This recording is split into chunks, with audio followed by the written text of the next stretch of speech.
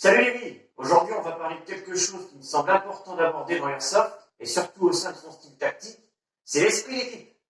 Alors tout d'abord, comprenons ce qu'est une équipe dans sa définition standard, puis par la mienne, dans le contexte de l'Airsoft évidemment. Concrètement, c'est un groupe de personnes œuvrant ensemble vers la réalisation d'un objectif. Et j'insiste sur le œuvrant ensemble. Pour moi, il y a plusieurs degrés concernant ce qui définit une équipe en Airsoft. La première définition que j'ai évoquée, dont l'objectif est essentiellement de réaliser les objectifs des jeux, des scénarios, en œuvrant ensemble. Dans le monde de l'airsoft récréatif, on peut en rester à ce degré. Et je pense que ça devrait toujours être le minimum pour que l'airsoft se porte bien, parce que, on va pas se mentir, concrètement, deux factions constituées de joueurs qui jouent, certes, vers un même objectif, mais individuellement, c'est peu ou pas efficace. Et puis, franchement, l'airsoft, il perd de sa saveur. Ça laisse tellement de potentiel de côté à notre plaisir. On va en parler plus profondément. Deuxième degré, des factions qui sont constituées de binômes, trinômes, quatuors, des petits squads, voilà, qui jouent déjà entre eux, pas forcément d'une façon très poussée, mais au moins ils essaient de jouer ensemble au feeling. Mais si chaque groupe qui constitue une faction pouvait s'accorder comme il faut, l'airsoft deviendrait bien plus génial dans tous les sens du terme. Maintenant, on en arrive à mon degré. Je pratique et j'ai pratiqué plein de sports. Les arts martiaux, la boxe, sport solo, on dit? Non, pas vraiment. Parce que, contrairement à, par exemple, le VTT, le footing, la muscu, où on peut s'entraîner tout seul, la boxe, les arts martiaux, tu peux pas. Tu as besoin de coach, de partenaire pour progresser. C'est pas juste en tapant dans un sac de frappe ou en faisant des katas que tu vas réellement te confronter à la réalité du contrôle de soi et de l'autre. C'est pas simplement en te filmant ou en te regardant toi-même dans un miroir que tu vas totalement progresser. Et puis, il faut aussi apprendre des autres. Donc, encore une fois, tu as besoin de personnes qui ont eu leur expérience, etc., en termes de coach et d'équipier. Je compte pas les heures de foot que j'ai fait dans ma jeunesse, que ce soit en club ou avec les copains après l'école, pendant les vacances, etc. J'ai fait 6 ans de hand en club et en UNSS. En club et en UNSS, on a même été champion départemental des collèges. J'avais été sélectionné aussi dans l'équipe départementale du comité de... Si je vous dis tout ça, c'est juste pour que vous compreniez l'approche, l'expérience que je peux avoir en termes d'esprit d'équipe. Parce que, du moins dans mon expérience, j'ai rarement vu beaucoup d'airsofters qui ont un passé sportif comme le mien. Généralement, ça va plus être des mecs, à contrario, qui n'ont pas fait beaucoup de sport, notamment de sport d'équipe. Et tu vois, ce que j'aimais bien dans ces sports d'équipe, c'est qu'on en formait vraiment une. On s'entraînait, progressait, gagnait ou perdait ensemble. On était dans une perspective soudée, de bien-être, de passion ou de loisir, et d'appartenance à une équipe par des liens amicaux et sportifs. Et oui, mes équipiers sont ou devenaient mes potes, voire mes amis. C'était pas juste un mec qui me sert de collègue de temps en temps, un dimanche par-ci par-là, quoi. Ensuite, il y a la notion de structure. Vous ne pouvez pas constituer une vraie équipe si elle n'est pas au minimum structurée par rapport à son loisir, à son activité. Alors, une structure, c'est quoi concrètement? Ça regroupe tous les schémas tactiques et stratégiques de votre équipe. Ça apporte des modèles à assimiler et à suivre à toute l'équipe en fonction de la situation. Par exemple, si je prends le foot, ça va être plus simple. On a différentes formations qu'on va adapter en fonction de l'équipe d'en face. Un groupe qui joue ensemble au feeling, sans structure, ça ne peut pas vraiment fonctionner. Parce qu'au final, chacun va faire son truc à sa sauce. Et c'est là qu'entre en jeu la notion d'investissement personnel. Parce qu'au fond, une équipe, c'est un alliage de ça et de compétences individuelles. Il en faut pour, dans un premier temps, assimiler la théorie, technique, tactique, pour ensuite la pratiquer jusqu'à la maîtriser, pour pouvoir enfin et vraiment la kiffer. Je l'ai déjà dit, je vais le répéter, je ne vais pas le cacher, pour jouer structuré à un certain niveau efficacement, il faut qu'individuellement vous le soyez. Sinon, ça ne peut pas fonctionner. C'est comme une voiture. Si vous avez un déséquilibrage, un pneu, un frein qui est foireux d'un côté ou d'un autre, ça ne va pas le faire sur le circuit. Là, c'est pareil. Alors, il faut passer un peu de temps devant son cahier à apprendre ses cours, en communiquer avec les gars de l'équipe, et enfin, passer à la pratique. Donc, l'entraînement dans le meilleur des cas. Parce que vous pouvez vous exercer et pratiquer sur le terrain, mais ce n'est pas du tout les mêmes conditions, vous allez avoir beaucoup de contraintes. Un entraînement, c'est top pour ça. Vous avez le temps d'apprendre, communiquer, répéter les choses avec vos équipiers. Je connais aucun autre sport dans l'airsoft où l'entraînement n'est pas coutume. Il n'y en a aucun. Et généralement, c'est rare qu'il n'y ait qu'un seul entraînement par semaine. Après, je vous l'accorde, il faut le temps, les moyens, etc. Et en termes d'airsoft, c'est peut-être plus compliqué à mettre en place, surtout qu'il n'y a pas un club par ville, c'est moins populaire que d'autres sports. D'autres que je vous recommande, du moins, c'est pour les 6 premiers mois, si vous démarrez une équipe, un entraînement par mois. Une journée complète, ensuite, une fois les 6 premiers mois passés, avec assiduité évidemment, vous pouvez passer à un entraînement par saison. Je vois tellement de teams manquer de 1 pour tous, tous pour un, de cohésion, d'esprit d'unité. Autrement dit, où chaque équipier fait partie intégrante de l'équipe.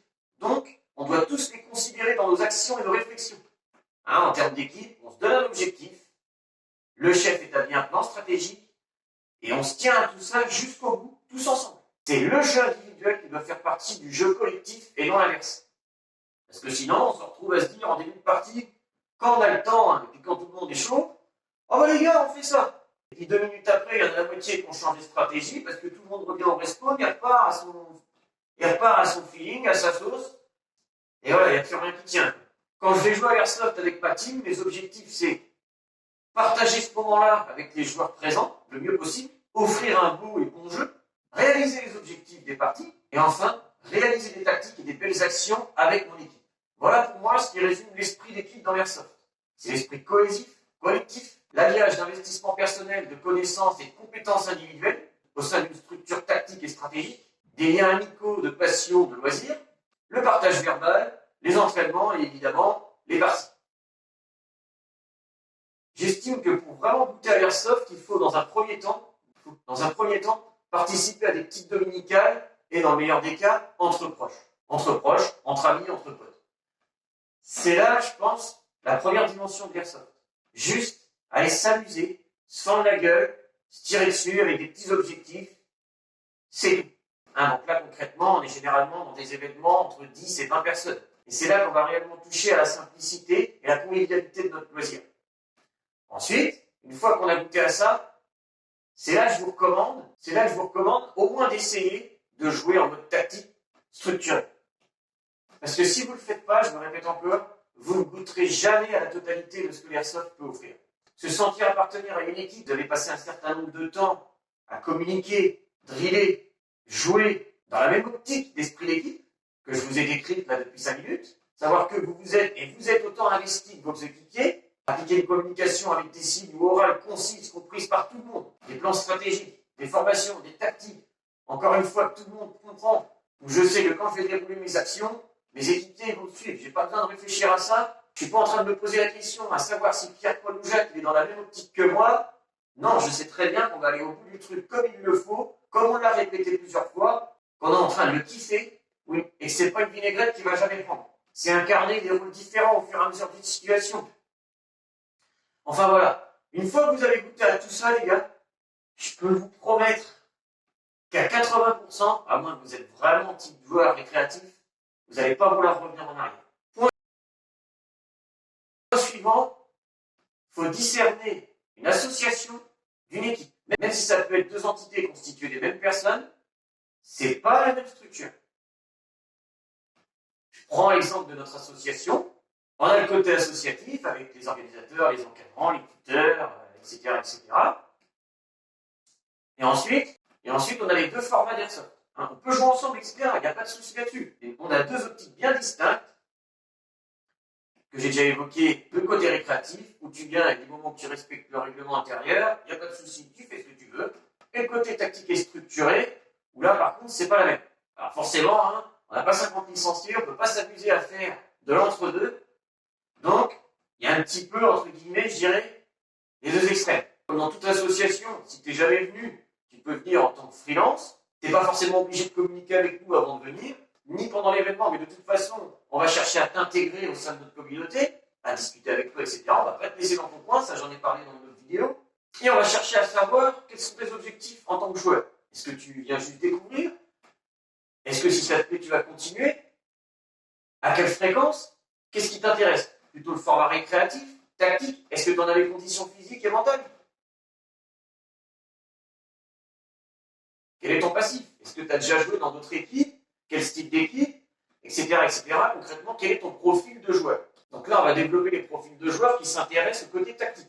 Ce qu'on va faire dans un premier temps, c'est regarder comment le mec il joue et est-ce que ça matche avec nous du côté jeu et convivial. Si ça ne matche pas, dommage, sinon c'est cool. Ce qu'on va faire, c'est que, comme pour les joueurs récréatifs, il va y avoir 2 parties d'essai si tout se passe bien.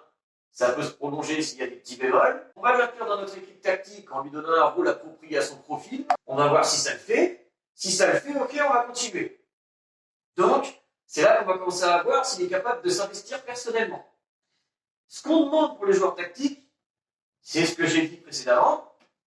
Déjà, à voir s'il est volontaire pour apprendre notre structure. 2, à voir s'il est actif dans les communications. 3, qu'il soit présent à un événement mensuel, sauf si exception, bien sûr. Et en fonction de son investissement et du feeling, plus ça va se faire tout seul, et il va affirmer sa place ou non au sein du squad. Et enfin, ce que je vous recommande, les gars, c'est d'attendre entre 6 mois et 1 an, en fonction de l'investissement du gars, pour lui donner le patch du squad. Ça, il faut que ce soit significatif. Voilà, même encore en plus, s'il le faut, vous faites une petite bouffe, un petit événement pour marquer le coup. Mais voilà, je trouve que le truc de dire, ça fait 6 mois, 1 an que tu es avec nous, tu t'investis, etc., tu t'es bien intégré, maintenant tu as le gros patch, je trouve ça gratifiant. Et, au moins, vu que d'extérieur, les mecs, ils se disent, on rentre pas dans cette équipe-là comme dans un moulin. Ça demande pour la 10e fois de l'investissement, de l'amitié, de la sincérité, de la passion, des conditions, et c'est tout ça qui fait qu'une équipe est solide. Et un dernier point que j'ai envie d'aborder, c'est le regard des joueurs casuals, récréatifs, etc., vers les joueurs tactiques. Enfin, plus précisément les squads. Parce que rien que déjà un joueur individuel, tactique.